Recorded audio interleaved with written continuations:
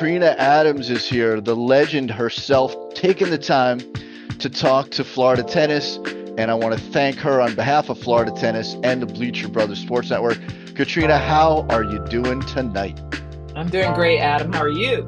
I am good. I am fired up because I have a legend on my show, and I'm Who's that? excited. That is you. You are the legend on my show. It certainly isn't me. Um, I hope you don't mind, but I have to introduce you, and there's kind of a lot to cover here. So bear with me. It's the toughest part for some of the guests. They just have to sit and listen to these accolades about themselves, but just gotta have to deal with it. All right. You are a former WTA singles and doubles player, former president and CEO of the USTA, two terms. Okay. You are on the board of directors of the Harlem Junior Tennis and Education Program.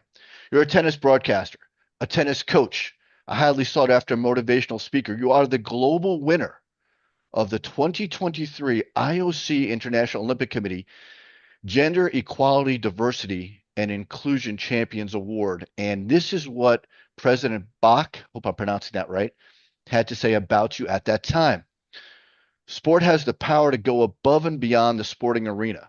It needs individuals such as Katrina to make this happen, based upon, of course, your commitment to advancing gender equality. Okay. He added, she has done outstanding work to improve opportunities through sport for girls, women, ethnic minorities, and disadvantaged youth. She continues to raise standards and truly deserves to be celebrated. Wow.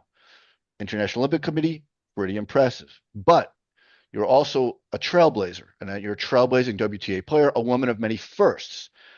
First African American and former professional tennis player to become chief executive officer, chairperson, and president of the USTA. That's a big deal. You have never been afraid to act on and off the field to advance equal opportunities and representation. Now, because you're a trailblazer, I have to show you Billie Jean King's book, Trailblazers, because you are featured in this book. And there's an area I want to cover. It says, uh, it's about the Chicago Prairie Tennis Club. And it's on page 35, but I've actually typed it out, so I'm not going to turn to page 35, although I do have I could if I had to. It says competitive tennis in America was segregated until after World War II, but no amount of segregation could keep black women from playing tennis. They played a leading role in developing the sport in New York and Chicago and were celebrated in black news publications. In 1912, four women, Miss Maud Lawrence, Madeline Baptist McCall, Ruth Shockey, and Mrs. C.O. Mother Seams, co-founded the Chicago Prairie Tennis Club. They were motivated by their love of tennis and the belief that athletic competition and good sportsmanship are prerequisites for building personalities and character. The Chicago Prairie Tennis Club continues today, more than 100 years after its founding. It has helped develop numerous young black players, including Katrina Adams, who went on to win 20 professional women's doubles titles and became president of the USTA. Your thoughts on that, please, Katrina? Hey, I am a product of Chicago. I'm a product of Chicago Prairie Tennis Club. It is still going strong, and I am blessed to walk in the footsteps of these women that have founded the club. And it takes a village, and it's a social club, if you will, that a membership club of social club, as I want to say that these members really raised money for me, supported me while I was a youth.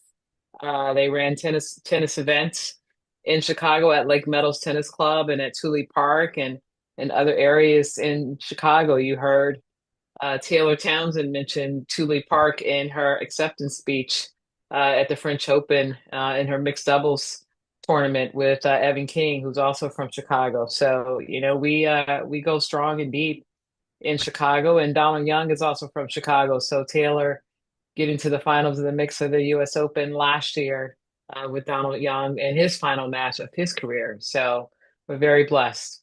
Pretty impressive that Chicago is representing all over the world for us, for America. That's awesome. Now you're the author, and I warned you before the pod. I said there would be a little show and tell. You're just gonna have to deal with it or act like your camera has gone off and just leave the pod, but I hope you don't. You're the author of this amazing book called Own the Arena. Love this book. Thank you. And thank you. It's inspirational, it's motivational, it's a blueprint for success both on and off tennis. I urge everyone to get a copy of this book and read it. And I have it also on my Kindle, so I can refer to it when I want to refer to it. I don't have to carry this, although it's a great picture of you and this beautiful, look beautiful on this. I can say that, hopefully not get in Thank trouble. you. Thank You're you. welcome. Now, so my original plan was let's talk to Katrina right when we get started about the book. But something happened. It's called the French Open. Not just that, Coco Gauff goes out. She's local. I'm here in Parkland, Florida. You know, she's a Delray product. Her grandmother owned a restaurant in Delray and was kind of the queen of Delray, and that's a whole, inspirational lady. So Coco goes and wins the French Open. How can I not talk to Katrina about that? But before I get there, sorry, gotta put this down for a moment. I have to share my Coco Gauff Wheaties box, which is a must for everyone to own. Okay. There you go. Get yours now while supplies last, if they still have them out there, because they've probably been all gone right now. Now she played, and this is a little plug for the magazine. She played, this is our latest edition. She played Arena Sabalenka. This is the Miami Open wrap up. So, how big is this win, Katrina? I mean, how amazing is it for Coco to have done that? And in the style she did it was incredible to me. Your thoughts? No, it's huge. I mean, first of all, anytime you can have an American to win a Hmm. major, it's huge. So Right. kudos and congratulations to Coco for winning the French Open, Roland Garros. It's her first title there. It's her second major Sure. after winning the US Open a couple years ago. Right. She lost in the finals of Roland Garros 3 years ago. So it's definitely a mission for her to come back and win it.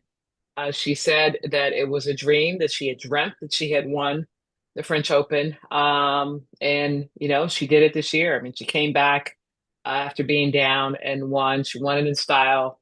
Beating the number one player in the world. And, I mean, we're proud of Coco. She never gave up. She never showed that she was down. She never looked defeated. And I think for her, with her perseverance, her grit, her determination, always fighting, always digging deep, is the reason why she won. And we're very excited for Coco. I know I'm getting older and more emotional, but I actually found myself emotional when she won.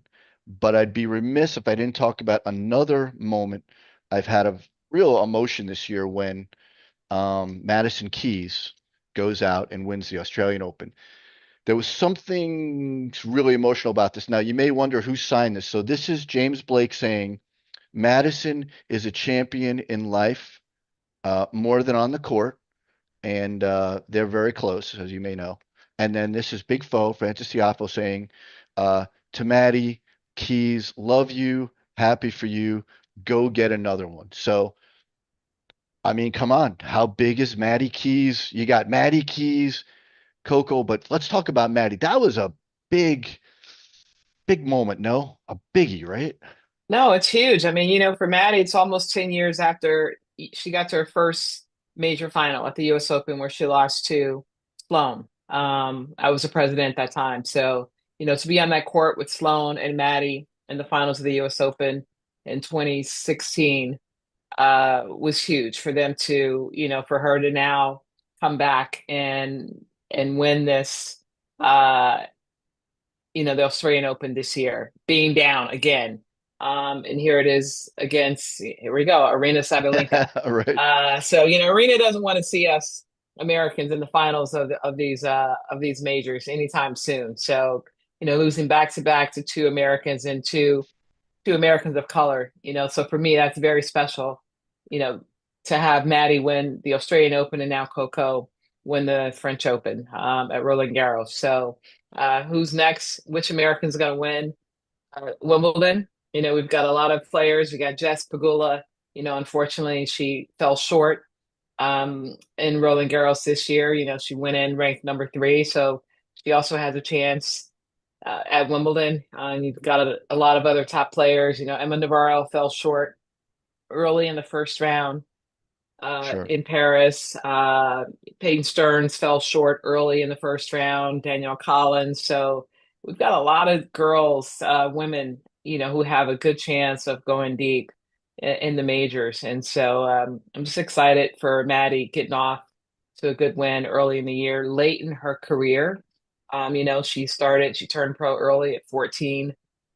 We felt that she would have had many more majors under her belt at this stage in her career. But you know what? She's gotten that one, and we're excited. And grass is a good surface for her. So, I think she has a great chance to go really deep. She went deep last year and got injured in that match against Paolini up the Sure. set in 5-2, I believe, um, in the quarterfinals, and then you know fell short, and Paolini went on to go to the finals. But it's anybody's tournament. No, it's great stuff. And I do have a picture of you, which is good because this shows people what one of the things that you do as the president is you are with the players at the trophy ceremony. And this is, hopefully we can see that this is you Yeah, looking all smiles with Sloane Stevens and Maddie Keys. yeah. Two good friends.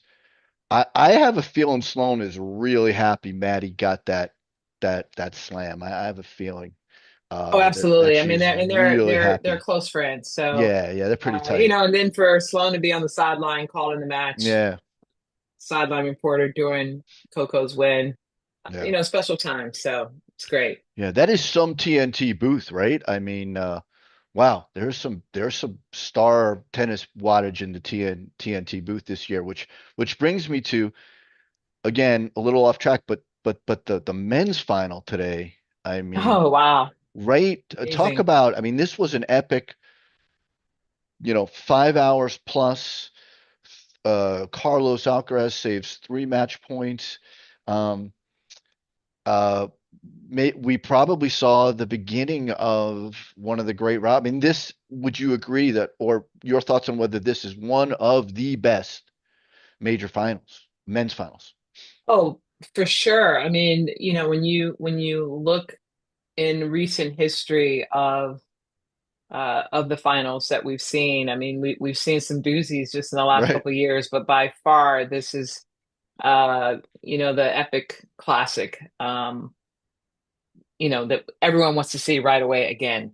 Um, you know, Kudos to Yannick Sinner, great sportsmanship after the match. He's gonna feel this one for a while. He's not gonna sleep tonight, that's for sure.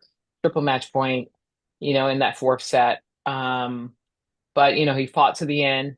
He gave it everything, but kudos to Carlito for his perseverance and his grit. He never gave up. He kept swinging, he kept running, he kept dropping, he kept Yeah. finessing. And he's definitely the champion. But these two are the big two right now, and we're definitely going to see a lot more head to head. Um, hopefully keeping them on the opposite ends of the Right. draw Right. for years to come, and hopefully we'll get more of these epic finals between the two of them. Yeah. And I know Carlos congratulated Coco after her win. And I think there were some parallels.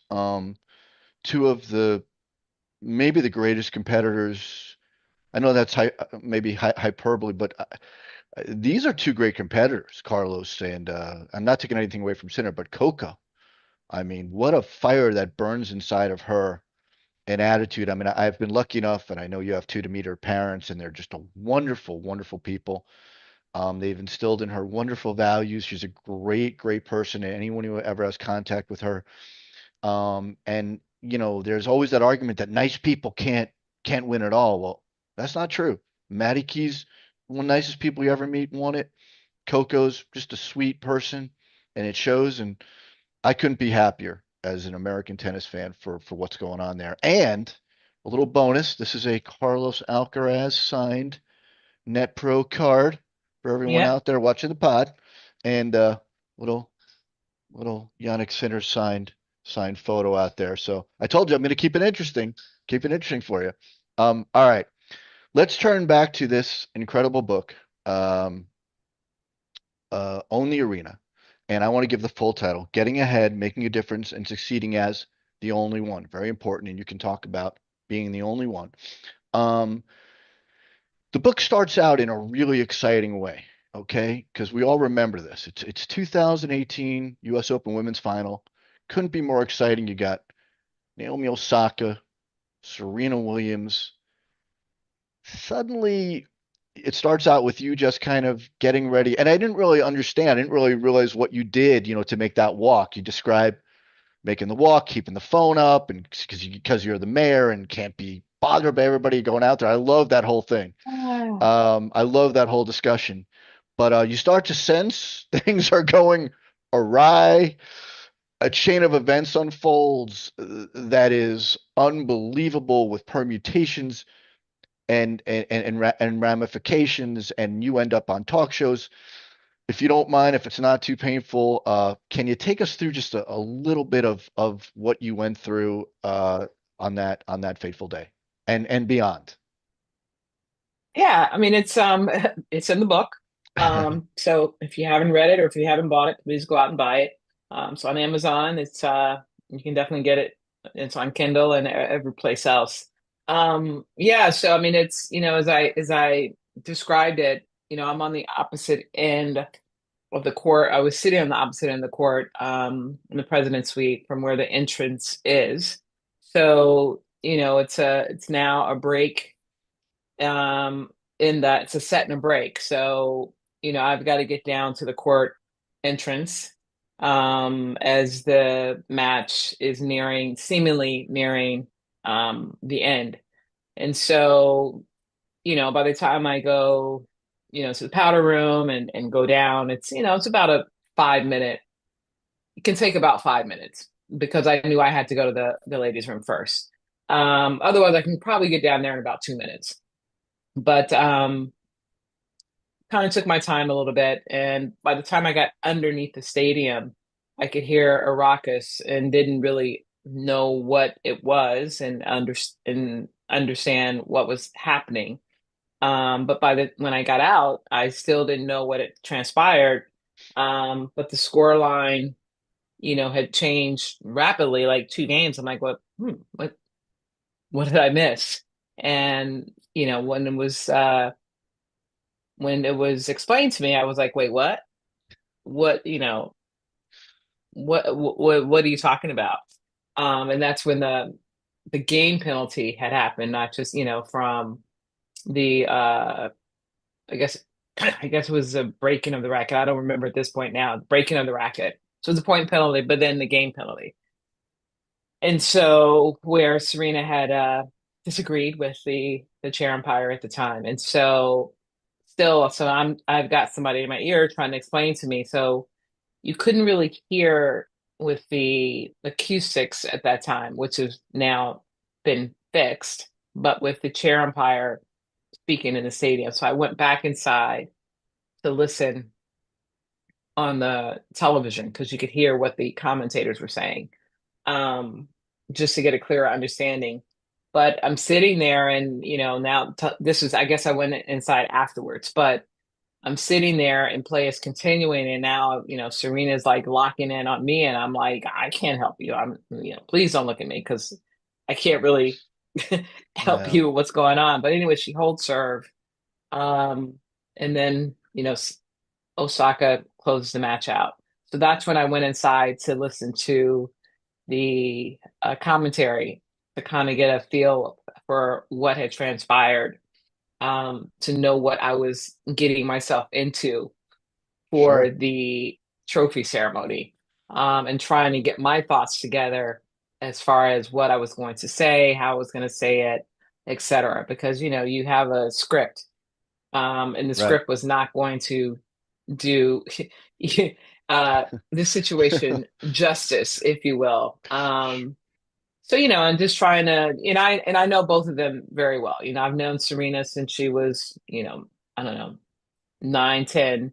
I've known, I knew Naomi since she was probably 14 as well, playing on the Rising Star little circuit, and um, etc. So, and watching them over the years, and so, and trying to not make light of the situation, but trying to calm down the situation, and just letting them know that they were both champions, on and off the court for everything they've done, etc. My words were misconstrued by many of the people off the court. And unbeknownst to me, I didn't realize how people had taken my words. So the ceremony had gone on. We finished the ceremony, etc. Nothing was really said or said to me or otherwise. Went back up, we took the photos, went back upstairs to the suite to gather my stuff. And on my way to the hotel, you know, my phone is blowing up with innuendo and tweets and this, that, and the other. And then our comms person is like, "Can you be here tomorrow at X time to do this interview and do that?" I'm like, "Yeah, why?" Sure. And then, all this negative stuff is coming out. I'm like, wait, what? So I've been called a racist. I've been called this, that I favoritism towards the black player. And I'm like, which one? I'm like, yeah. I'm like, what are they talking about? Sure. So at this point, I hadn't heard the replay of, and I still didn't hear the replay until I was on the set of ESPN. I think it was ESPN the next day. I still hadn't heard what I had said to even understand what people were talking about. Sure. Because, I've got meetings and I've got all this other stuff that was going on. I'm still like, I'm like, I still don't understand what they're saying. So at any rate, people are going to grab Sure. a soundbite for what they want and then are going to run with it.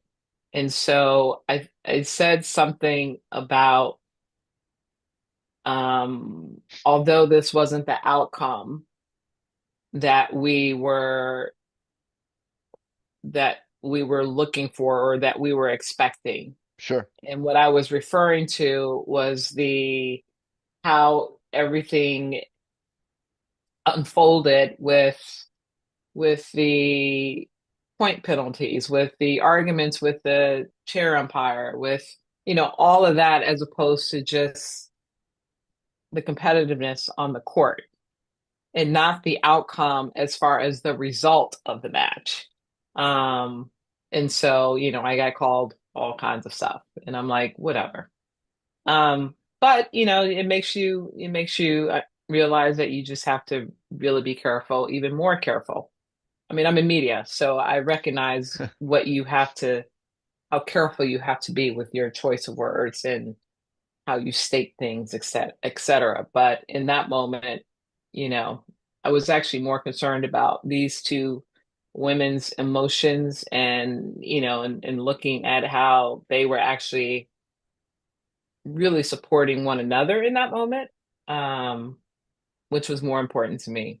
So, Sure. yeah, it was a very interesting, 30 minutes, I would say, from leaving my seat to getting down there to watching what was unfolding on court to then what had unfolded off court. I mean, not on stage with, the booing. And I mean, when you feel like you have 20,000 people booing at you.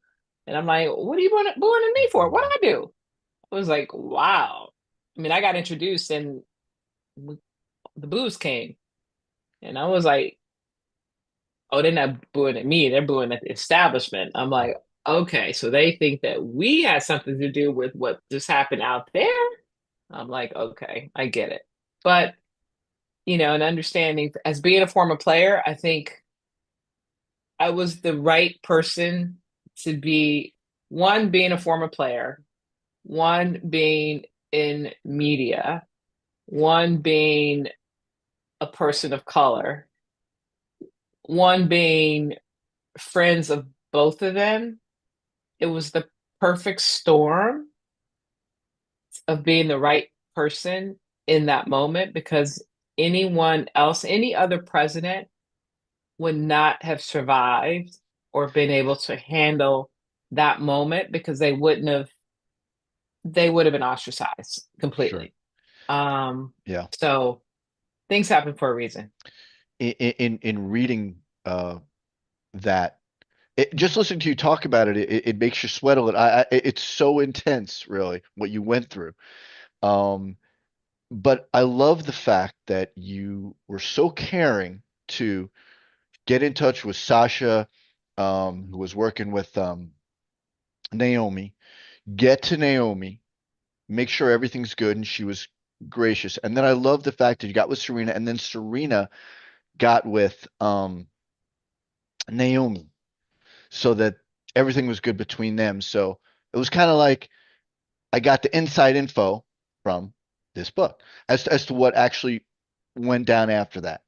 And that was nice. That was nice because all we're seeing is kind of the this show and that article, but there are people involved, people that you care about, people that care about you, people that care about each other.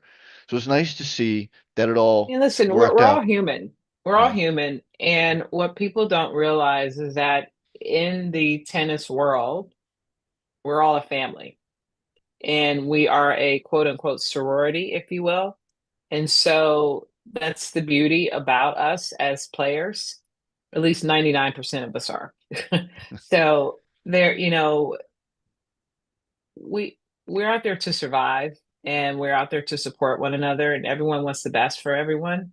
So that's what I love. but you're right. And listening to you and looking at this, you were the perfect person to navigate these choppy waters at that time. I'm not sure it could have been accomplished by anyone else. So I will say that you got through it. It was smooth ultimately. Now we're going to go to the tennis time machine, Katrina.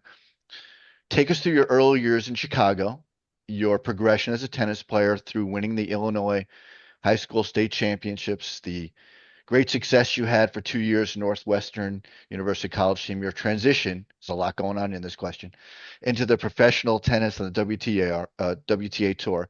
And I believe you said in your book that the only trophy that travels with you from residence to residence is your most improved, I love this, player award from your earliest days as a player in Chicago. Is that right? It is. I That's, wish it's in my other room. I wish I had it in here. If I had known okay. that, I would have had it in here to show you. And But that's yeah. on me because everyone, Katrina is all about preparation. She sent me an email, and if I had just put that in there, we would be looking at that trophy. All right, that means you have to come back sometime down the road and show us I that mean, trophy. as far as from my juniors, it's the only one that I That's have. I awesome. have my professional trophies, but yeah, it's the only junior trophy that I've kept. So you want to talk a little bit about your evolution from watching your brothers from through the fence to getting on the court to becoming. I mean, it's really incredible to become a professional player. You can just take us through that a little bit. Yeah, I mean It's it's in the book. it's yeah, it's in the book. Yeah, my brothers were in this summer program. I was a tag along sister because I was too young. The program was for 9 to 18-year-olds and I was 6. So I literally sat outside the fence for 2 weeks, and pretty much harassed the coaches and my parents for 2 weeks. And the supervisor of it was a boys club. It wasn't boys and girls club then, but harassed the supervisor of the club, why can't I play? And I was the ultimate tomboy. And I was better than all these kids out on the court, as far as being an athlete and hand-eye coordination. And I'm a visual learner. So I literally watched what to do and what not to do.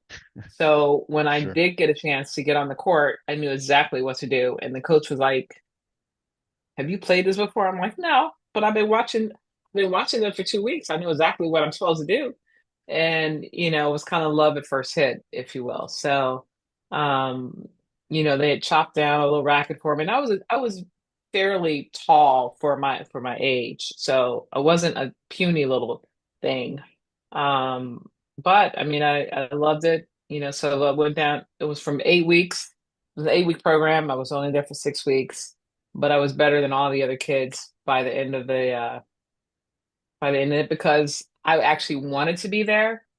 And I don't think any of the other kids really wanted to be there. Sure. There were a few kids that actually continued to play, beyond that summer into the next summer, into the fall and other times of the year. Um, but yeah, so I played that summer, and then like on one of the coaches took me under his wing. I played like once, on the weekends during the fall, and then the next summer, the full summer camp at another location at Lake Meadows, which is now Chicago Perry Tennis Club. And then, started playing a little more during the school year, like once during the week, and then on the weekends, and then it just kind of progressed from there. So Now it's impressive, and you had a successful high school career, successful college career, your transition to the pros. Talking about your professional career, I have with me an encapsulated Katrina Adams card. It is a 9.5. You're a 10, but it's a 9.5 because in the card world, it has to be perfect to be a 10. But I'm happy to have my 9.5 Katrina Adams card. So I love this. there you go. I have a 10. You got a 10? I have a 10. All right. We'll have to talk later. Um, but next time you come on the show, I want to see the 10 and I want to see the trophy. Um, There you go. but successful singles player, but really a great success as a doubles player. Awesome wins with Zina Garrison. Wins over Martina Navratilova in doubles. Um, Wait. Martina and Pam, put them together now. oh, okay. My bad. But Martina and Pam, which There you go. is an There you go. outstanding doubles team. So There my bad. you go. Now I wanted you to talk about your professional career. I also wanted you to talk about playing this lady, Chris Everett, There you okay, go. and the mighty Martina. Dude, do you have a magazine that's not signed by any of the greats? I love I this. I, I have a tremendous autograph collection going back to Suzanne Lenglen and Bill Tilden and Althea Gibbs. I have a Oh, ton. I oh, I got into love it. collecting Althea Gibson, and I have some very unique. I'm going to show you. I have with me one really cool Althea Gibson item that you're going to see tonight. Okay, Oh, I love that. that's I signed. love that. That you're going to dig. You're going to like this. Anyway, if you just want to talk, great pro career. What's it like playing Chris Everett? What's it like playing Martina and Pam? Tell us a little bit about that. Um, well, let's see. I played Chrissy in my rookie year at Wimbledon in the fourth round, Hmm. and I thought I was great stuff. I was up a set, won the first set, and was 3-all in the second, and then I realized I wasn't great stuff. That she was actually Chris Everett, and she figured my game out, and then I don't think I won another game. So, uh, yeah, but she was the ice maiden. You never saw her sweat. She never lost her cool, and um, her racket is back here over my left shoulder. It's one of the rackets that I actually grew up playing with. It's not one that I got on eBay or anything. I've kept one of every racket that I've ever played with. Love that. So, yeah, so it's pretty cool. I have a bag full of them. And that one behind Um, you is signed by Chris and Roger Federer, right? yeah, that's one of his rackets. Yeah, So, that's a Federer racket signed by Federer. Is that right? yes, yeah. Yeah, that's So, awesome. Of course, you've got the Althea Gibson stamp picture in the Life magazine that I love with the Arthur Ashe and the signed Muhammad Ali yeah, so boxing that glove. was given to me. That actually was given to me by Bob Green from um, Massachusetts when I became president. Nice. That's a Um, great gift. so yeah, he thought I would really appreciate that, which was very sweet. No, So that's great. So to answer your question, I do have a lot of signed stuff, but talk about the win, your win, Martina and Pam. That's an intimidating team. Pam is probably underrated. I mean, she was a phenomenal doubles player, and yeah, Martina. no, the first time I played him was with Zena at the French Open. I don't remember which year, maybe 89, 88 or 89. And we actually lost them. So, but two close sets. I never went on the court not thinking that I couldn't beat anybody. So for sure I thought we could beat them. But I think that was the year that they would probably in their run of not losing a match. Um, but learned a lot from it because, it's the first time you play people, you don't know what to expect. I think I played them maybe 2 or 3 years later, played them with at Hilton Head and played them with Mercedes Paz from Argentina. Zena didn't play that year and we beat them. So I've got a couple wins over them, which is pretty cool. Yeah. But anytime you can get on your resume that you've got a win over that team in particular is awesome. Zena and I beat Martina and Lori. Um, Lori McNeil. yeah, in Houston one year. So, that's pretty Oh, cool as well. So, that's some rare um, air because, that team was money. I don't know how else to put it. That team was a force of nature. yeah. Speaking of forces of nature, you've done a lot post tennis broadcasting. Let's talk a little bit about broadcasting. You mentioned in your book, I think Leslie Visser as being kind of an inspiration. I had the unbelievable luck to interview her. I did an article on her, and wow, broke every glass ceiling. Yes, I do get stuff signed. This is her book. Sometimes you have to cross when it says "Don't walk to Adam." Cheers to you. So right there, that's Yeah, my she's amazing. Yeah, yeah. I It get to work was with her. So I'm very lucky. wow. There isn't enough time to discuss every single thing she's done, every hall of fame she's in, but very humble, very funny, and some of the best stories of anecdotes. She's got that great anecdote about interviewing.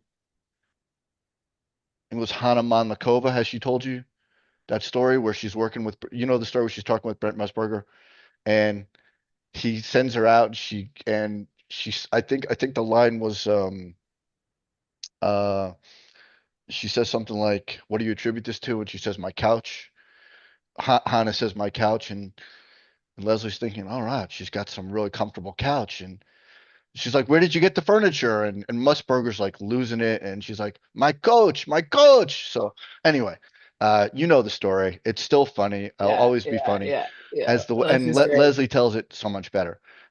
But broadcasting, tell us about your life in the media and broadcasting. What do you love about it? Oh, I love it. I mean, I got into it back in 2003. I studied communications at Northwestern when I Hmm. was there. And I left school early to play on tour. And when I was retiring, um, when I retired from the tour, I actually became a national coach for about 5 years. And when my body was breaking down, I had to figure out what I wanted to do. Sure, And I said, hey, I always wanted to commentate. As I was on tour, I would be a guest commentator in the booth here, guest commentator there, and I enjoyed it because one, it kept me in the sport, it kept me close to the players, kept me traveling, and I started working with Tennis Channel. So I was the first commentator for a Tennis Channel when they actually flipped their switch wow, back in 2003. historic. So their first broadcast was Fed Cup, then Fed Cup, which is the U.S. against oh gosh, I think it was Czech, Hmm. in Lowell, Massachusetts. And so, that was my first time on air in front of a live camera, which was with Barry Tompkins. He was my color analyst at the time. So that was pretty awesome. And so, really worked full time, pretty much full time with them 10, 12 years straight before it became less, when I became first vice president, so Sure, 2013 is when I started doing fewer fewer shows, and then it became, lesser and lesser from there. But now I'm, co-host on We Need to Talk, which is where I work with Leslie Visser every now and then, which is great. Still commentating, in tennis. I do the US Open every year.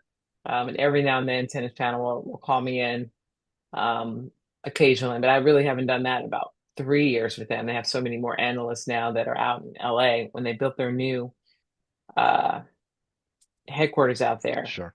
they've pretty much gone local. But yeah, I enjoy it. I enjoy, being in the game when I'm doing tennis. It's keeping me close to the game. I still love to analyze it. I'm the executive director of the Harlem Junior Tennis and Education Program, so it allows me to talk about the game at the highest level, communicate with the current players, and to really be able to relay that back to the youth of today and the champions of tomorrow, hopefully, and really see how the game continues to evolve and change so that I can talk about it with the coaches of my program as well as the kids in the program. So that is what I enjoy on the tennis side. On what I do at We Need to Talk, we talk sports in general.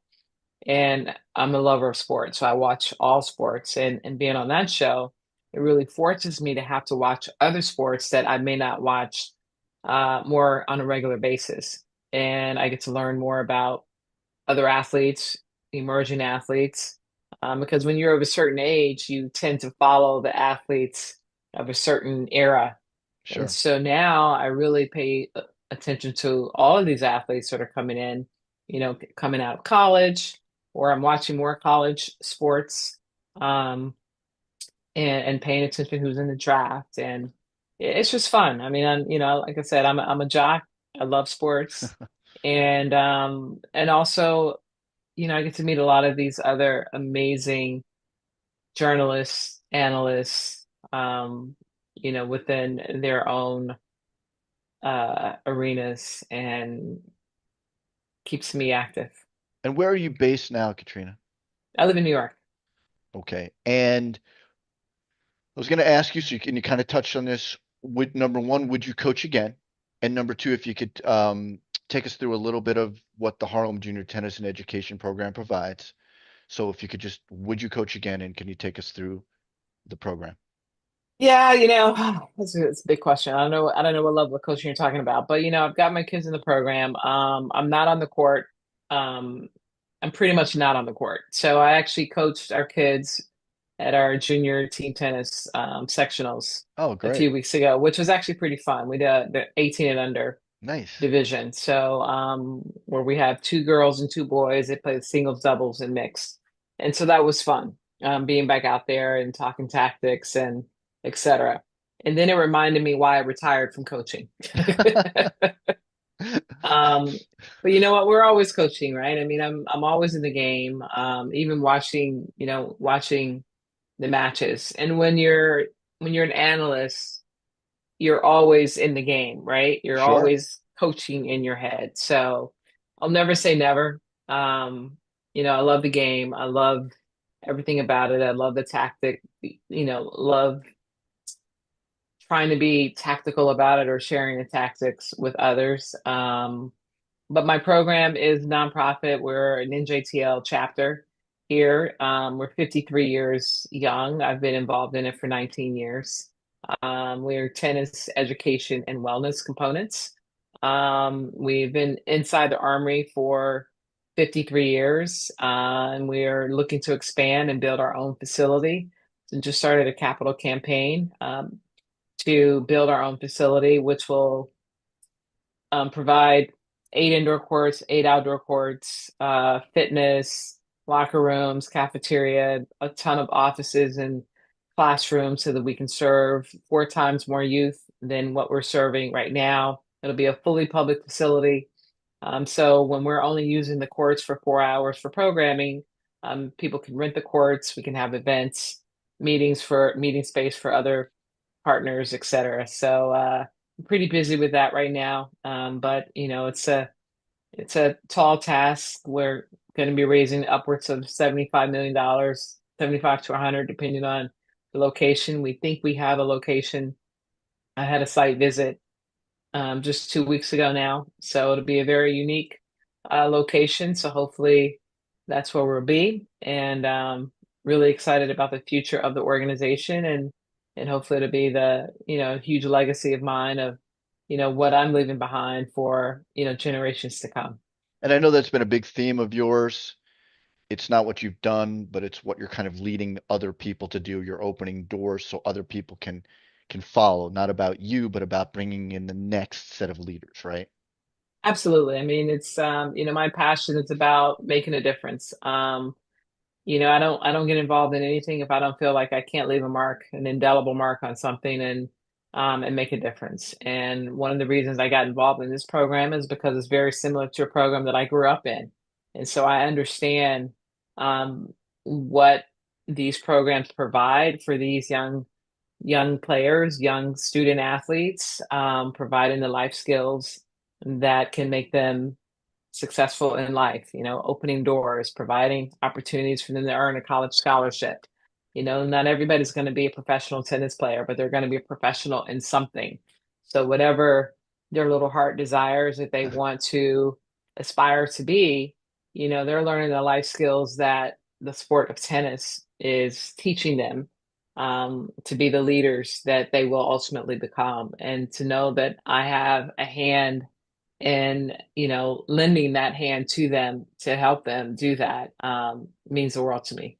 Yeah, very similar to what Malavia Washington was kind enough to do the podcast was telling me about his foundation. It's about not necessarily producing great tennis players, but great citizens and great showing children who may not understand what the future could be versus kind of what they've maybe grown up seeing and what their potential could be. So it's interesting. Well, I we're guess both NJTL chapters, so yeah, we're doing the yeah. same type of work. And so I learned a little bit from James Blake when I interviewed him about what a tournament director does, and he was lamenting how difficult scheduling is. And now from your book, I learned a lot about, I think, what the president and CEO of the USTA does, and I was stunned by the level of detail that you were dealing with in terms of just talking about the president's suite, which is where, which is what's shown on TV and all the celebrities and the VIPs and other people and volunteers go in there. But you're wondering about who's invited, what food is served, and you wrote in your book just about being in that position. We consider every detail from how many heat breaks during a match to the number of towels to supply to each player, about four per player, unless it's Rafa, who goes through at least a dozen. I love this. We even think about how many times to pre-wash the towels to lose that slick new towel texture and allow for the maximum absorption. Now, this made me laugh out loud because I listened, to another podcast called Nothing Major. That's Sam Querrey, Jack Sock, John Isner, and Stevie Johnson, and they actually were discussing how they didn't like the towels in Rome because they were a little rough. And I just it just made me laugh, kind of correlating those two things. And then no, you had a great anecdote about some hungry Well, celebrities. let's be clear. So, I mean, because I was a player, I was a little more involved in, or Sure. may have attended a few more of those tournament director, Yeah. U.S. Open meetings than maybe some of my predecessors or successors, for Sure. that matter. So, I don't. The president's not that involved Okay. in the details like that. I chose to be just because I wanted to learn more and be involved. So, we were capable or had access to be in as many meetings as I wanted to be. And because I lived here in New York, I made it a point to be involved and present. So not every president is really going to be that engaged in the weeds like that, if you will. Right. Right. But that was something that I definitely was involved in because one, I was a former player. So um, those are the things that interested me, and I wanted to know what was happening. But Yeah. it is a part of the details of, surrounded around the US Open. Well, you also had a great anecdote about feeding some hungry celebrities. Marissa Hargitay and Hugh Jackman were two of them, and a special meal that they got. The Southern cuisine was really cool to Julia Steele, the queen of the Chicago Prairie Tennis Club, the oldest African American. We've talked about an organized club that we previously talked about.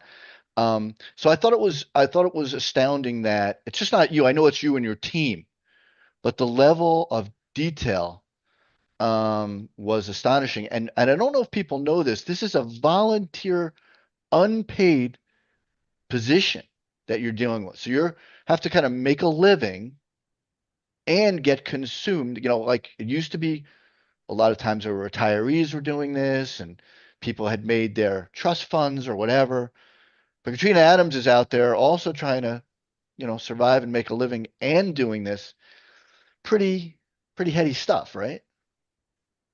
Pretty, Yeah, but it was my choice, and that's, yeah. I was very fortunate. I still had my TV, I still had my speaking engagements. Okay. I was still involved in my program. So there's a lot of things that kept me busy. Outside of, running the organization. So uh I was blessed. Well, I mean, you're the president and CEO from 2015 to 2018, which is unusual because that's 2 terms. You're the immediate past president from 2019 to 2020. You oversee $800 million renovation of the Billie Jean King National Tennis Center, a little thing like that. Install a retractable roof on Arthur Ashe Stadium in 2016. Another one in Louis Armstrong in 2018. Um, you have the extraordinary 2020 COVID year where the decision is made to play the tournament and there's no fans there. I mean, you covered a lot, right? I mean, you Well, really I was on the outs for that one, so that okay. wasn't my responsibility. But you did cover. I mean, the roof. Look, an $800 million renovation for a nonprofit with retractable roof. That's a huge ask. No, that was a intense, was it not? Yeah, but listen, we have one of the greatest staffs in the world. We had a great board, so it is a team effort. I always reiterate that it's not one person, and that's what being a great leader is because you're surrounded by a great team, and collectively, it's that team that are doing what their roles are, leading their own roles in their own teams. So, that's what makes the USTA a great organization because everyone is doing their part. Well, I'm going to go to another important initiative that you had, and you're not going to take credit for everything. I get it. I'm going to push it on you. But Althea Gibson, the statue, um, it was a big lift. I mean, you had to convince during that whole $800 million renovation in 2019, during your tenure, you had to convince people that the importance of Althea Gibson, of the importance of putting the statue in there. Um, Now, I think I mentioned I'm a huge Althea Gibson fan. The latest addition to my collection is the Althea Gibson quarter. This is 2025. Probably a little difficult to see. I This is see a it. this is a proof. Um, then I've got, I think, the definitive book in Althea Gibson, which is signed by the author, Sally Jacobs. This is a phenomenal. Anybody who wants to learn about Althea Gibson, read this book. But kind of a fun, unique piece of memorabilia on Althea Gibson. I have a lot of things, but I thought this was the most fun. Now, this is a Harlem Globetrotters 1959 program signed by Althea and Carol Fageros. Okay. Now, I know you probably know this, Katrina, and you're looking for your own memorabilia there, but Yeah, I'm um, looking for my I always wanted to be somebody book, but oh, that's great. Yeah, I think that's it's a in my other book. It's in my other book. all right. Well, this is good for our second podcast. If you ever come back, I want you to come back. The book, the trophy. I know there was a third, like where this is good. This is good. So, um, signed by Althea and signed by Carol Fageros. Now, I'm guessing you know this, but and what's really cool about this is that there's an article, the 1959 article, and a ticket. This person saved the ticket to this event. Althea, unfortunately, unable to make a living as the greatest tennis player in her time, then had to do certain things. So she would play an exhibition with Carol Fageros um, before the Globetrotters would take the court. And the article, and this is small print, but it says in a special pregame tennis match, Althea Gibson, the Harlem girl who went on to win the Wimbledon championship, outlasted Carol Fageros, one of the nation's top performers, 8-7. Now, my guess is outlasted is a little bit of a stretch because I have a feeling that Althea could have, no disrespect to Kyle Frageros and her relatives who are out there. I don't think Althea Gibson was having any trouble beating up on Kyle Frageros, but it was an exhibition. Would you agree, Katrina? Am I stretching? You don't know. All right. Well, we'll leave it at that. But I became friends with Angela Buxton of the UK. She was Althea Gibson's doubles partner and won the French Open in Wimbledon with her in 1956. She was Jewish. They were great friends. They were kindred spirits. They were outsiders. There's a book called Outsider. I actually attended a documentary about Althea with Angela, which was really something. But why am I mentioning this? Because she told me how much she appreciated that you invited her to the event. And there's a picture of the event going back to my Trailblazers book. Okay, hold on. I got this. This is a picture of the event. I don't know if I can't see what I'm doing here, but oh, no, It's not, you got to get no. closer. Okay. Oh, There you go. so this is the event. Yeah. There's Angela in the wheelchair. There's you in the red dress, and I think Zena's out there, and Leslie Allen, and I don't know, Chandra Rubin. But anyway, there's a statue in the middle. But this was, you worked with Billie Jean King. You made this happen. You invited Angela Buxton. Kudos to you. Can you talk about what it took to get that done and to try to get Althea at least some of the credit that was sorely lacking for her?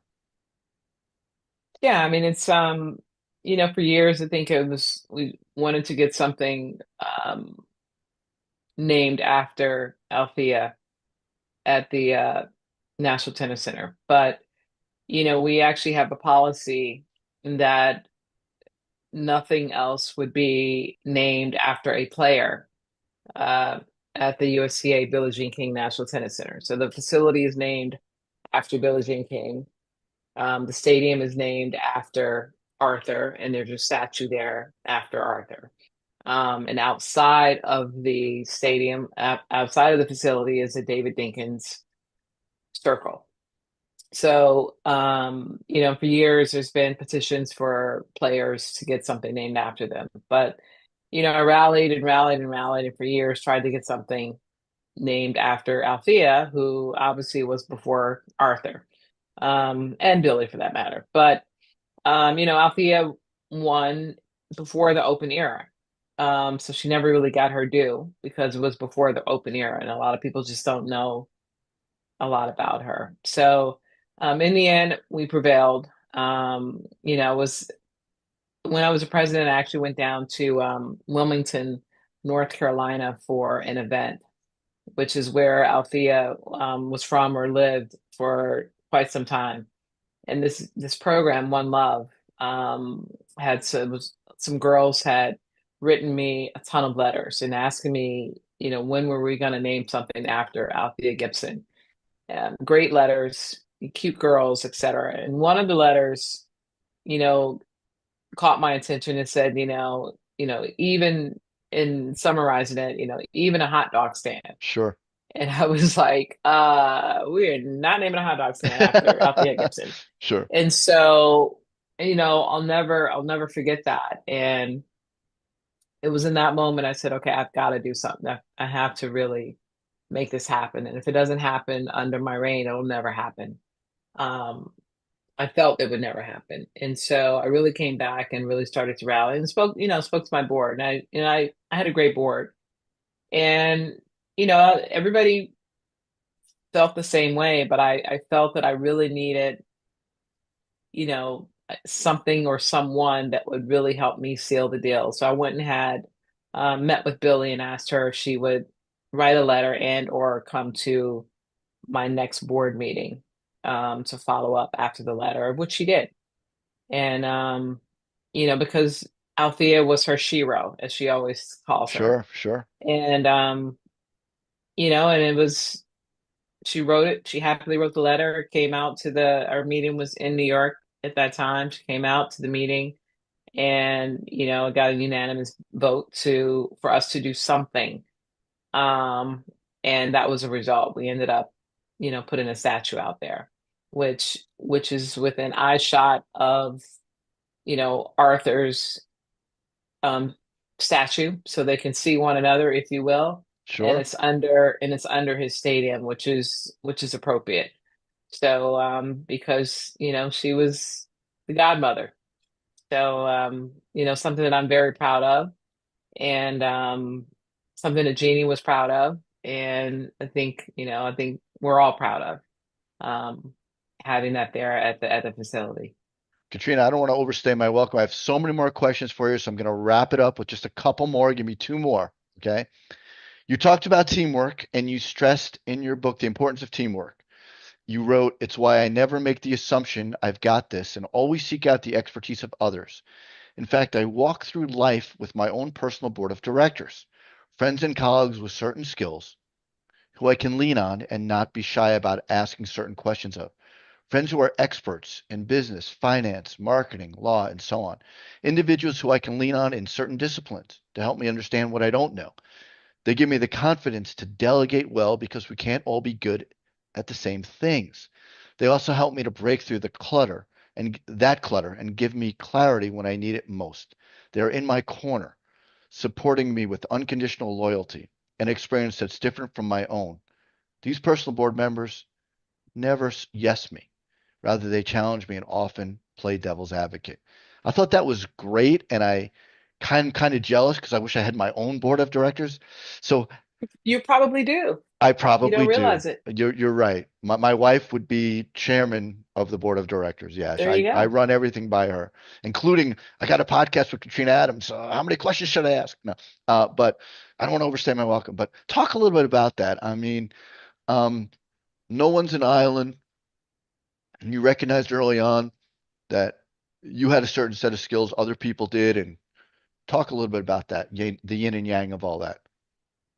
Yeah, I mean, to this day, I still have a personal board. And I think, in that moment coming into the position that I did at the USTA, and not having, the MD, the MBAs and the JDs, I knew what I didn't know. It was very important that I at least surrounded myself with all of that, so that I had the confidence in making huge decisions. Um, with having been surrounded with the people that did have the knowledge in those areas. And so, when you have to make huge decisions, you want to make sure that you have everything that you need to make solid decisions. And so I would lean on individuals or a group of individuals outside of the workspace, Sure. because you know that your staff is trying to get a job done, or get a job done that would benefit them, and you want to make sure that you're getting the right answers. And so I would have people that would say, "Hey, this is great. They're going down the right path. You want to get more information, or you might want to ask these specific questions." Or they may say, "Hey, you might want to ask these questions because I'm not sure this is what's best for the organization." Or they're trying to pull a woolly over you, right? So it's good for anybody in any leading position to have someone outside of your organization or your company, that personal advisor, that personal board member, whomever, that you can ask the right question, whether it's your spouse or that chairman in your home, or whomever it is, right? Sure. Um, that you can trust, that's going to give you the right direction. And it's not giving you the answers. It's just asking you the right questions, or you're going to come up with the right answers. You don't want anybody that's going to just give you the answers, or like you said, give you that yes or no, or no. It's just giving you Sure. direction or clarity. The best piece of advice you can give to people who are navigating the arena, the corridors of power, who are not from the corridors of power and are looking at people that look a lot different than them, what's the best piece of advice you can give, including read this book? But what's the best piece of advice you can give to that person? Um, I mean, the first thing you can do is listen, right? So try not to, you can't judge a person, you can't judge a book by its cover. And I think that, too many people are judging people by their cover without understanding them or their circumstances or the consequences that come with them.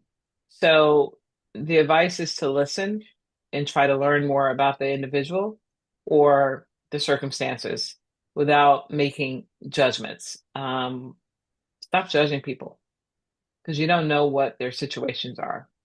And I think it's too much of judgment that's going around in this world, particularly in this country right now.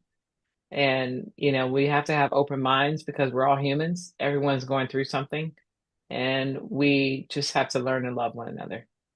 One great point and one great takeaway from the book for me was be prepared. When you're going into that meeting, okay, read everything.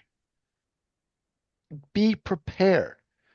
That's how that's the best answer to me for everything. When you get that foot in the door, be ready. Would you agree? Like that was an important message you gave out. It's the only message. I mean, everything that we do, sometimes you get one shot, you have one opportunity. And so I always say, the part about owning the table, you've been invited to the table for a reason. So if you're not prepared, you may not be invited back. And you're not invited to the table to speak necessarily. You're invited because you have a certain level of knowledge and you may have a certain perspective. So if you're called upon, be ready. You may not be called upon, but if you're not prepared and you're called upon, you may not be invited back to the table. So preparation is everything. I always say, when you are invited to a reception or a meeting or anywhere and you're like, oh, I don't want to go, or I'm shy, or, you know, the icebreaker is find out who's going to be in that room. There's no excuse for you not to know who's going to be there. Pick a couple names, go on LinkedIn, do a little couple research, a little of the research, and find out what your similarities are. Somebody's going to play tennis in the family, or somebody's would have gone Right? to the same school, or somebody's child. Something is going to pop up, and you go, "Hey, Adam, nice to meet you. I'm Kat. Hey, I understand you play tennis." It could be the CEO of the biggest company there. You're not even talking about business, and you're just breaking the ice, and you're talking about tennis. And before you know it, you may start to talk about business, but you have such a good relationship and a good rapport now that, by the way, hey, by the way, I'm the CEO of X company. Oh, you are? Oh my goodness, I'm such and such, and then now you're nice and relaxed before you even get into the business part of things. But you have to understand how to break the ice or get yourself to be relaxed in the company of people that you feel like you don't. Some people say, I don't belong in that group. Well, you were invited for a reason. You do belong. So find a way to be more prepared in these environments where you feel like you don't belong. Great advice. And, Stan Smith's recent book, Winning Trust, said very similar things. If you want to do business with people, don't talk about business. Get to, create an environment where you get to know them and they get to know you and let it blossom naturally. If you come in with a contract or a proposal, not going to happen. So, I mean, Exactly. you elite tennis players, you know what you're talking about. It's impressive. All right, we're going to get to the last question. Katrina's like, okay, finally. All right, Yeah, I'm but hungry. here we Dinner go. time. Here we go. Let's do this. All right. Last question. We've been looking back in the time machine. Now we're looking forward. What are you doing now? What are your goals? What are your hopes? What are your dreams? What is Katrina Adams up to? Where can we find you? What are we going to find you doing in the future? What do you want to be doing? Dude, dude. I'm heavily involved in my program as Hmm. we discussed, Harlem Sure. Junior Tennis and Education Program. I talked a little bit about what we're doing, in the future as far as hoping to build this new facility. We're just starting this capital campaign. So, um, fundraising, trying to raise 75 to 100 million bucks. So if anybody wants to get in on a bandwagon, give me a shout or go to our website, learn more about us, hjtep.org. You can email me at kadams@hjtep.org. Um, this facility hopefully will be done by Fantastic. 2030. So there you go. That's the next 5 years of what I'll be doing. You know, that's one side of me with the program. I'm still looking to get on that one or two corporate boards or private board. That's another thing. I like to keep my brain stimulated in other Sure. areas. That's how I continue to evolve. Um, I'm just still doing my TV. I got my hand in a lot of different things. So that's where I am. That's what I'm doing. Trying to enjoy every day as it comes. You just had a wonderful fundraiser. I think you honored Chris Everett. Is that correct? Yep. And Yep. and and people should know that they can attend these fundraisers. They can rub shoulders with Katrina Adams and Chris Everett and raise money and be doing a good thing for the program. And Katrina, you're so busy. You're so wonderful. You're crisscrossing the globe. You're a tennis ambassador. You took the time to do the show. Granted, you didn't know it would be this much time, but thank you so very much on behalf of me, Adam Ross, on behalf of Florida Tennis, and on behalf of the Bleacher Brothers Sports Network. This has been a joy to talk to you. Thank you. I hope you'll come back somewhere down the road. So thank you so much, Katrina.